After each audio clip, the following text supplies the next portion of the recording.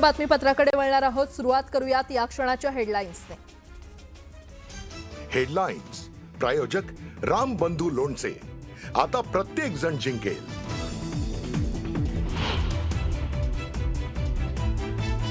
कोर्टाच्या निर्णयानंतर वीकेंडला निवडणुकीच्या प्रचाराचा धुरळा। आज आणि उद्या उमेदवारांकडून जोरदार प्रचार। 1 डिसेंबरच्या रात्री 10 पर्यंत उमेदवारांना करता येणार प्रचार।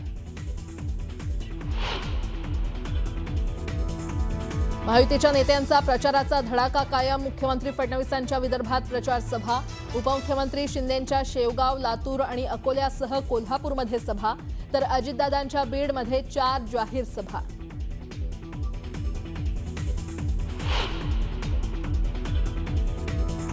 पन्नास टक्क्यांची आरक्षण मर्यादा ओलांडणाऱ्या स्थानिक स्वराज्य संस्थांच्या निवडणुकीवर टांगती तलवार कायम। निवडणूक झाली तरी सर्वोच्च न्यायालयाच्या अंतिम निकालावर भवितव्य अवलंबून। निवडणुकीत पैशांचा नुसता पाऊस नाही तर अतिवृष्टी सुरू। मतांची बोली लावायची बाकी राहिलंय। उद्धव ठाकरेंचा सरकारवर घणाघात।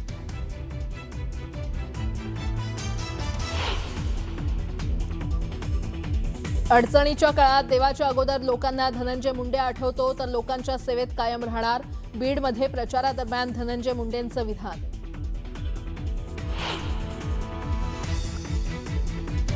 सिंधुदुर्ग जिल्ह्यात नारायण राणेंची कारकीर्द संपवण्याचा कट सुरू। आमदार दीपक केसरकरांचा दावा, तर मोठ्या माणसाचा अपमान करताना काही वाटलं नाही का, केसरकरांचा सवाल। कोकणात राणेबंधूंमधील संघर्ष टोकाला। जे करायचं ते करा, माझे हात स्वच्छ आहेत। नितेश राणेंच्या टीकेवर निलेश राणेंचा पलटवार।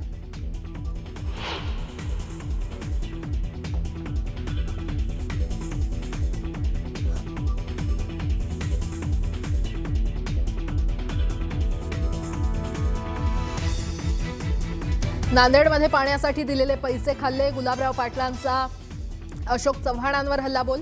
जलजीवन मिशनचं एकतरी काम नांदेडमध्ये झालंय का, अशोक चव्हाणांचा गुलाबराव पाटलांवर पलटवार।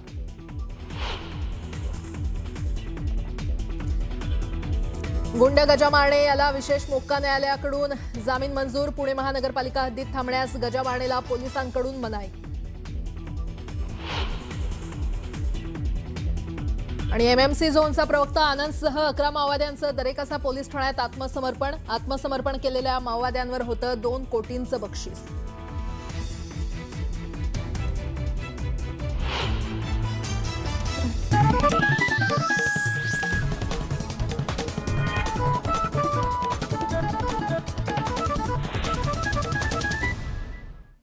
बातमीपत्राला आता सुरुवात करूया। सिंधुदुर्ग जिल्ह्यात एक मोठा कट सुरू आहे असा सनसनाटी आरोप शिवसेना नेते दीपक केसरकर यांनी केलाय। जिल्ह्यामध्ये मोठा कट सुरू असून काहींना नारायण राणेंचं महत्त्व संपवायचंय असा मोठा आरोपही त्यांनी केलाय। दरम्यान ज्या नारायण राणेंनी या ठिकाणी लोकांच्या मनात अधिराज्य घडवलं, ते राणेसाहेब निवडणुकीच्या तोंडावर प्रचारात कुठे दिसत आहेत का, असा सवालही त्यांनी उपस्थित केलाय। तसंच सध्याच्या निवडणुकीत त्यांना वाटत होतं की महायुती झाली पाहिजे, पण त्यांना विश्वासात न घेतल्याचा आरोपही केसरकर यांनी केलाय। तसंच एवढ्या मोठ्या माणसाचा अपमान करताना काही वाटलं नाही असे खडेबोल देखील दीपक केसरकर यांनी सुनावलेत। त्यामुळे केसरकरांचा रोख नेमका कुणाकडे आहे हे पाहणं महत्त्वाचं ठरणार आहे। आज एक मोठा कट या जिल्ह्यामध्ये चालू आहे। त्यांना राणेसाहेबांचं महत्त्व संपवायचं आहे। राणेसाहेबांनी या जिल्ह्याच्या लोकांच्या मनावर अधिराज्य घडवलं। आज ते राणेसाहेब तुम्हाला दिसतात का कुठल्या ह्या निवडणुकीच्या प्रचारात? दिसत नाही, कारण त्यांचं महत्त्व, त्यांना वाटत होतं की महायुती झाली पाहिजे, त्यांना विश्वासात नाही घेतलं। एवढ्या मोठ्या माणसाचा, एवढ्या मोठ्या आमच्या खासदारांचा अपमान करताना काय वाटला नाही। एवढ्या मोठ्या लाटेरी आलेली होती, अनेक लोक पराभूत झाली महाराष्ट्रामध्ये, पण तुम्ही प्रेमाने खासदार नारायण राणे साहेबांना निवडून दिला, आपल्या दादांना निवडून दिला, हे तुमचं प्रेम आहे। सिंधुदुर्गच्या वेंगुर्ल्यामध्ये शिवसेनेच्या उमेदवारांसाठी प्रचार सभेचं आयोजन करण्यात आलं होतं। यावेळी निलेश राणे आणि दीपक केसरकरांनी पैसे वाटपावरून विरोधकांवर जोरदार निशाणा साधलाय। पैशानं मतं विकत घेणं हा मोठा पराक्रम नसल्याचं म्हणत दीपक केसरकर यांनी विरोधकांना टोला लगावलाय।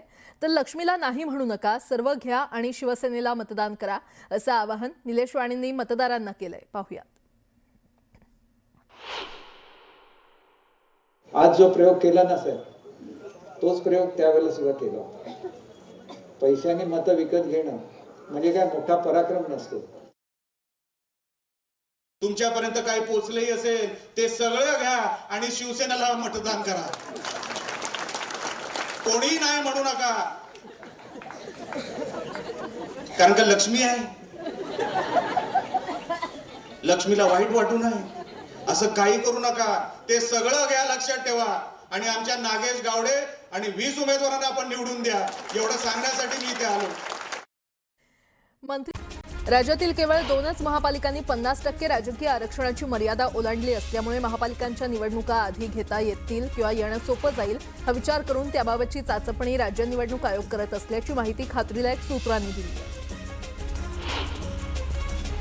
राज्यातील 40 नगरपरिषदा आणि 17 नगरपंचायतींमध्ये राजकीय आरक्षण हे 50%पेक्षा अधिक आहे. त्यातील सर्वाधिक संख्या ही विदर्भातली आहे. सर्वोच्च न्यायालयाच्या अंतिम सुनावणीच्या अधीन राहून तिथे निवडणूक होणार असल्यानं त्यावेळी आदेश काय येतो आणि कधी येतो त्यावर ओबीसी नगरसेवक आणि नगराध्यक्षांचे राजकीय भवितव्य अवलंबून असेल. स्थानिक स्वराज्य संस्थांमध्ये राजकीय आरक्षण देताना राज्य निवडणूक आयोगानं एससी, एसटी आणि महिलांच्या बाबतीत अपूर्णांक संख्या जवळच्या पूर्ण संख्येत मोजण्याची सूट दिली आहे. पण हीच पद्धत ओबीसींसाठी विचारात घेणार नाही असं स्पष्ट केलंय. त्यामुळे बहुतांश ठिकाणी ओबीसींची एक जागा कमी होते आणि आयोगाकडून ओबीसींवर हा अन्याय होतोय. याविरोधात राष्ट्रीय ओबीसी महासंघाच्या निवेदनावर 2 डिसेंबरपर्यंत निर्णय घ्या असे आदेश मुंबई उच्च न्यायालयाच्या नागपूर खंडपीठानं राज्य निवडणूक आयोगाला दिलेत. राज्य निवडणूक आयोगाच्या आदेशानं मुंबई महानगरपालिका निवडणूक 2025 करता प्रभागनिहाय अंतिम आरक्षण शुक्रवारी राजपत्रात प्रसिद्ध केलंय. एकूण 227 जागांपैकी अनुसूचित जातीसाठी 15, अनुसूचित जमातींसाठी 2, नागरिकांचा मागासवर्ग प्रवर्गाकरता 61 जागा राखीव झाल्यात, तर त्यापैकी एकूण 227 जागांपैकी 114 जागा महिलांसाठी राखीव झाल्यात. नशिराबादमध्ये भाजप सेना युतीविरुद्ध राष्ट्रवादी काँग्रेस असा थेट सामना रंगलाय. राष्ट्रवादी पक्षातर्फे कॉर्नर बैठकांवर जोर दिला जातोय.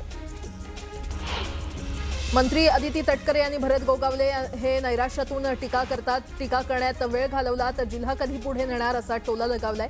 बदलापुरात नगरपरिषदेच्या निवडणुकीच्या प्रचारात बोलताना अदिती तटकरे यांनी भरत गोगावले यांच्यावर टीका केली. मध्य रेल्वेच्या छत्रपती शिवाजी महाराज टर्मिनस आणि विद्याविहार दरम्यान रविवारी सकाळी 10:55 ते दुपारी 3:55 दरम्यान अप आणि डाऊन धीम्या मार्गावर मेगाब्लॉक घेण्यात येणार आहे. या कालावधीमध्ये मस्जिद बंदर, सँडहर्स्ट रोड, चिंचपोकळी, करी रोड या स्टेशनवर लोकल मिळणार नाही. आरे ते कफ परेड या भुयारी मेट्रो 3 मार्गिकेवर मासिक पास सुविधा शुक्रवारपासून सुरू करण्यात आली आहे. मेट्रो कनेक्ट 3 ॲपवर हे सवलतीचे मासिक पास उपलब्ध होणार आहेत. त्यातून प्रवाशांना दरमहा 60 ट्रिप पासवर 15% तर 45 ट्रिप पासवर 10% सवलत मिळणार आहे.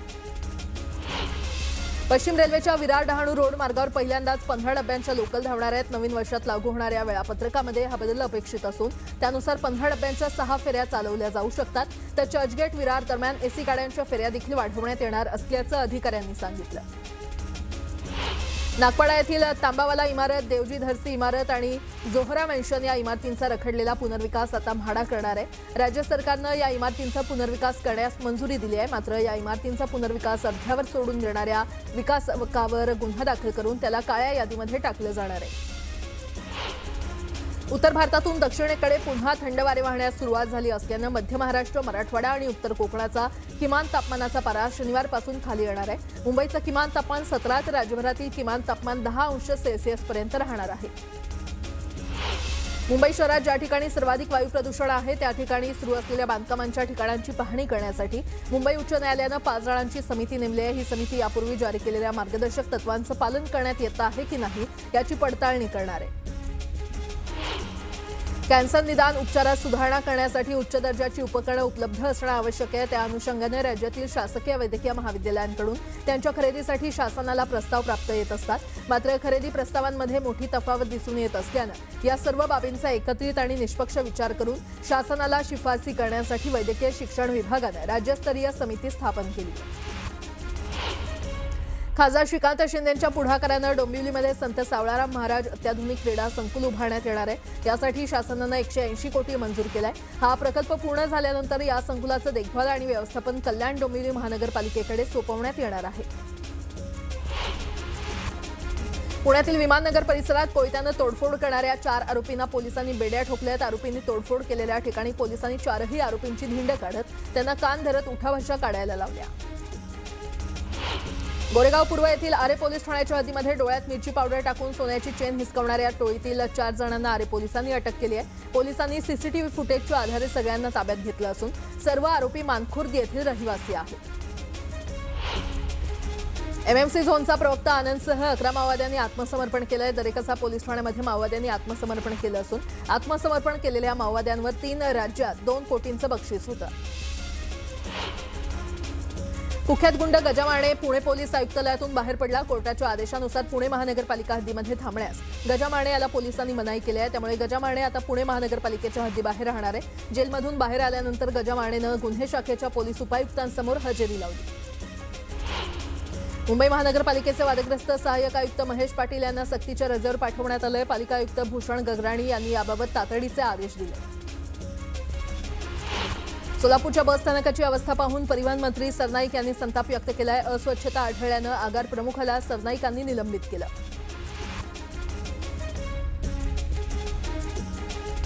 मावळ तालुक्यातील प्राथमिक आणि माध्यमिक शिक्षकांसाठी आयोजित मूल्यवर्धन प्रशिक्षण नायगावातील व्यंकटेश्वर वर्ल्ड स्कूल इथे संपन्न झालं. विद्यार्थ्यांमध्ये उपक्रम आणि आनंददायी खेळांच्या माध्यमातून शाळेची आवड निर्माण व्हावी यासाठी हा उपक्रम राबवण्यात आला.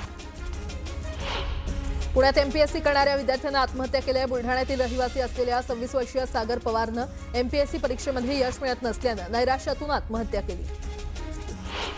पुण्यामध्ये पीएमपी बस चालकानं काही नागरिकांवर अरेरावी करत धमकावलंय. माझा भाऊ पोलिसात असल्याचं म्हणत नागरिकांना त्यानं धमकावलं. घटनेचा व्हिडिओ सोशल मीडियावर व्हायरल झाला. रत्नागिरीच्या शिरगावमध्ये 2 दुचाकींची जोरदार धडक झाली आणि या अपघातात 5 जण गंभीर जखमी झालेत. जखमींना उपचारासाठी रुग्णालयामध्ये दाखल करण्यात आलंय.